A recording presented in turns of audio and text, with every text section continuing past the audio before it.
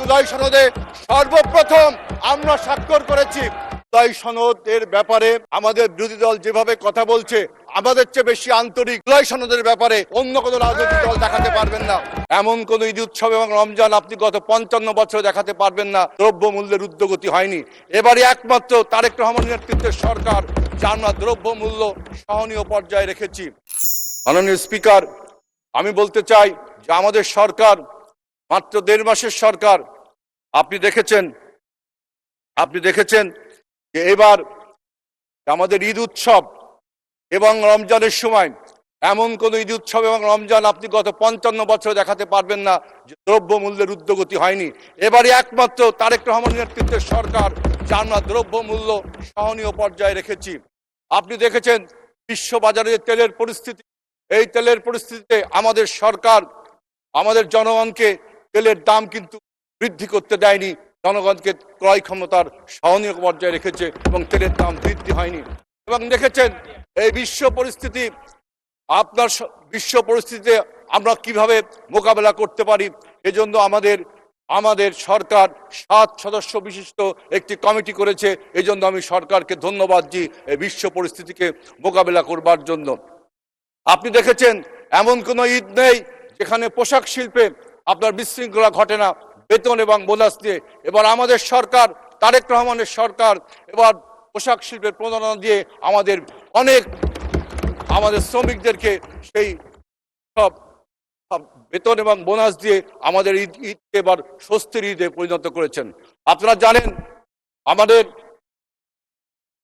বিএনপির যে প্রতিষ্ঠাতা শহীদ রাষ্ট্রপতি জিয়াউর রহমান, তিনি যে খাল খনন কর্মসূচির মাধ্যমে বাংলাদেশে অতিরিক্ত খাদ্যশস্য উৎপাদন করে বিদেশে রপ্তানি করেছিল, এবারও আমাদের সরকার, তারেক রহমানের সরকার আবারও খাল খননের কর্মসূচি হাতে নিয়েছে এবং 54টি জেলায় আমাদের খাল খনন কর্মসূচি হয়েছে।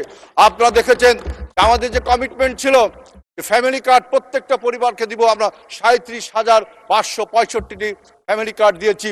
বিরোধী দলের মাননীয় নেতা বলেছেন ভুট্টোর ফ্যামিলি কার্ড। এবার অপেক্ষা করুন, আসছে কৃষক কার্ড। এবার 1 বৈশাখে ইনশাল্লাহ তারেক রহমানের সরকার কৃষক কার্ড দিয়ে বাংলাদেশের কৃষিতে উন্নতি করবে।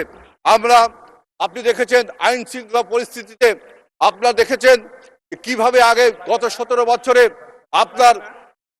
আপনার পুলিশ বাদী হয়ে মামলা দিত, এখন কোনো রাজনৈতিক হয়রানি মামলা হয় না। মাননীয় স্পিকার, আমার সময় শেষ হয়ে আসছে। এজন্য আমি বলতে চাই আমার এলাকা রূপসা, তেরোখাদা, দিঘলিয়া এই অঞ্চল ভৈরব নদী দ্বারা বিচ্ছিন্ন।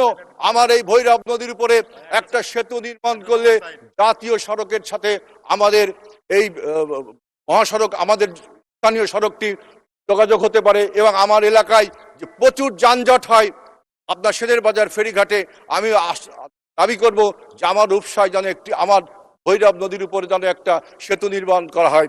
মাননীয় স্পিকার, আমি আপনার কাছে আরেকটু সময় চাইব। শিক্ষা খাতে আমাদের সরকার যে শিক্ষা বান্ধব সরকার, দেখেন 3rd ল্যাঙ্গুয়েজ আমরা এবার ইমপ্লিমেন্ট করেছি। যে আমাদের বিদেশ থেকে যে রেমিটেন্সগুলো আসে, আমাদের প্রবাসী ভাইয়েরা যে রেমিটেন্স পাঠায়, সেখানে যদি আমরা স্কিল লেবার এবং আমরা যদি ল্যাঙ্গুয়েজটা শিখাতে পারি, তাহলে আমাদের বৈদেশিক মুদ্রা আরো অর্জন হবে। এই পাশে 1 মিনিট দিয়েছিলাম মাননীয় সদস্য, আর 1 মিনিট আপনাকে দেওয়া হলো। ধন্যবাদ। কথা বলতে চাই, জুলাই সনদের ব্যাপারে আমাদের বিরোধী দল যেভাবে কথা বলছে, আমাদের চেয়ে বেশি আন্তরিক জুলাই সনদের ব্যাপারে অন্য কোনো রাজনৈতিক দল দেখাতে পারবেন না। এই জুলাই সনদে সর্বপ্রথম আমরা স্বাক্ষর করেছি। আমাদের আগে আপনারা স্বাক্ষর করেননি, আমাদের পরে জামাত ইসলাম স্বাক্ষর করেছে এবং এলসিপি সবার শেষে স্বাক্ষর করেছে। আপনারা দেখেছেন জুলাই সনদের আমাদের যে প্রতিটি দাড়ি, কমা, সেমিকোলন আমরা ইমপ্লিমেন্ট করব। তারপরেও বলা হয়, আমি এখন তাই রবীন্দ্রনাথের সেই বিখ্যাত উপন্যাস মৃত উপন্যাসের কাদম্বিনী চরিত্র থেকে বলতে চাই, কাদম্বিনীকে মরিয়ায় প্রমাণ করিতে হয়েছিল, সে প্রথমে মরে নাই। আমাদের আর কত প্রমাণ দেখাতে হবে এই জুলাই সনদের ব্যাপারে? জুলাই সনদের প্রতিটি অক্ষর আইন আমরা অক্ষরে অক্ষরে প্রতিপালন করব। তারপরেও আমাদের বিরোধী দলের বন্ধুরা এই জুলাই সনদ দিয়ে বারবার কথা বলে। আমরা জুলাই সনদে রয়েছে। ধন্যবাদ মাননীয় সদস্য।